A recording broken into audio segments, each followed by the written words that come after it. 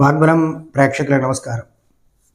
August 1వ తేదీ నుంచి 31వ తేదీ వరకు మీనరాశి యొక్క గోచార పరిస్థితి. గ్రహస్ఫుటం మిథునంలో గురుడు, మిథునంలో 20వ తేదీ దాకా శుక్రుడు, తర్వాత 20 దాటిన తర్వాత శుక్రుడు కర్కాటకంలోను, కర్కాటకంలోనే బుధుడు, 16 దాటిన తర్వాత రవి సింహంలోకి, కేతువు అక్కడే ఉన్నాడు. అలాగే కుజుడు కన్యలోను, కుంభంలో రాహువు, మీనంలో శని.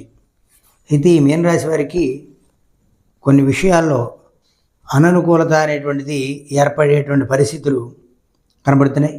అయితే 16వ తేదీ దాటిన తర్వాత మీరు ఏదైతే వివాదం ఉన్నారో, కోర్టులు వ్యాజ్యాలు ఉన్నాయో ఆ వ్యాజ్యాల నుంచి బయటపడేటువంటి పరిస్థితి, అనుకూలమైనటువంటి వాదన తీర్పులు మీకు వచ్చేటువంటి అవకాశం ఉంది.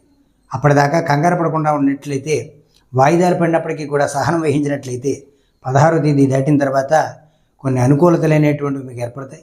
వివాదాల్లో మీదైనటువంటి పైచేయిగా ఉంటుంది, మీ మాట నెగ్గేటువంటి పరిస్థితిగా కనపడుతోంది.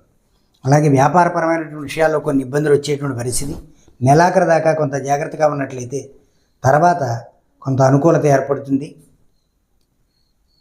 అయితే నెలాఖరు దాటిన తర్వాత మాత్రమే అనుకూలత ఏర్పడింది. అలాగే వ్యాపార విషయంలో కొంత సంశయాత్మకత అనేటువంటిది, పెట్టుబడి పెట్టాలా వద్దా అనేటువంటి విషయాల్లో కొంత నలుగుడు అనేటువంటిది ఉండేటువంటి పరిస్థితి కనపడుతోంది. అలాగే విలువైనటువంటి వస్తువులు 20వ తారీఖు దాటిన తర్వాత పోగొట్టుకునేటువంటి పరిస్థితులు ఉంటాయి. అల్పమైనటువంటి సుకుమారమైనటువంటి వస్తువులు పోగొట్టుకుంటారు. ఆడవాళ్ళతో వివాదాలు జరిగేటువంటి, విభేదాలు వచ్చేటువంటి పరిస్థితులు కనపడుతున్నాయి. అలాగే తల్లిదండ్రుల విషయంలో కొంత ఆరోగ్యపరమైనటువంటి విషయాల్లో కొన్ని ఇబ్బందులు పడేటువంటి పరిస్థితులు కూడా గోచరం పడుతున్నాయి. 16 దాటిన తర్వాత వాటి నుంచి కొంత బయటపడి రెండవ పక్షం దాటిన తర్వాత కొంత ఊపిరి పీల్చుకునేటువంటి పరిస్థితి ఏర్పడుతుంది. కాబట్టి ఈ మీనరాశి వాళ్ళు మరింత అనుకూలత పొందడం కోసం విష్ణు పారాయణ చేయడం, అలాగే లక్ష్మీ అష్టోత్తర పారాయణ చేయడం చాలా విశేషం.